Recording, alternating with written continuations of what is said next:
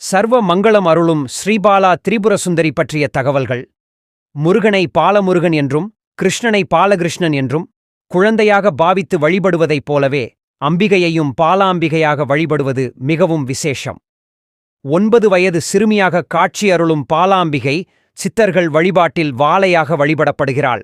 வெல்லக்கட்டியில் எந்தப் பக்கம் இனிப்பு என்று கேட்பதைப் போலத்தான் சக்தி வழிபாட்டில் எந்த வழிபாடு உயர்ந்தது என்பதும், அதாவது சக்தியை எந்த உருவில் எப்படி வழிபட்டாலும் அது உள்ளம் நெகிழச் செய்யும் அற்புத ஆராதனைதான் என்பதை நினைவில் கொள்ள வேண்டும். ஸ்ரீலலிதாம்பிகையின் ஆபரணத்திலிருந்து வித்யை மற்றும் ஞானத்தின் வடிவமாக குழந்தை வடிவில் அவதரித்தவள் பாலாம்பிகை.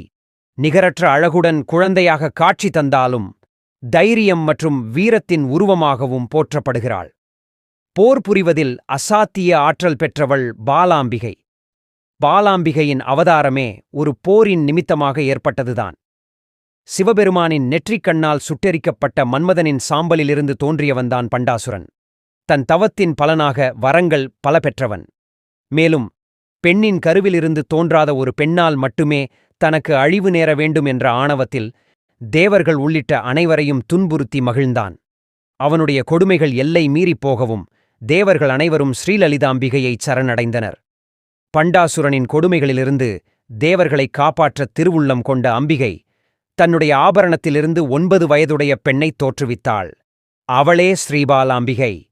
அவள் ஸ்ரீலலிதாம்பிகையிடம் கவசமும் ஆயுதங்களும் பெற்றுக்கொண்டு அன்னங்கள் பூட்டிய தேரில் சென்று பண்டாசுரனையும் அவனுடைய 30 பிள்ளைகளையும் சம்ஹாரம் செய்து தேவர்களைக் காப்பாற்றினாள். சிறு பெண்ணான பாலாம்பிகையின் போர்த்திறன் கண்டு தேவர்கள் பூமாரி பொழிந்து பலவாறாக போற்றித் துதித்தார்கள். 4 திருக்கரங்களில் மேலிரு திருகரங்களில் சுவடியும் ஜபமாலையும் ஏந்தி கீழிரு திருகரங்களில் வர அபய முத்திரை காட்டி தாமரை மலரில் அமர்ந்த கோலத்தில் காட்சி தரும் பாலாம்பிகை பக்தர்கள் கேட்கும் வரங்கள் அனைத்தையும் உடனுக்குடன் அருள்பவள்.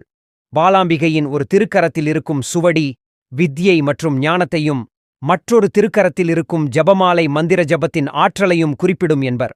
அருள்மிகு பாலாம்பிகையின் இந்த திருவடிவை மனதில் இருத்தி தியானிப்பது மிகவும் விசேஷம் என்பார்கள் பெரியோர்கள்.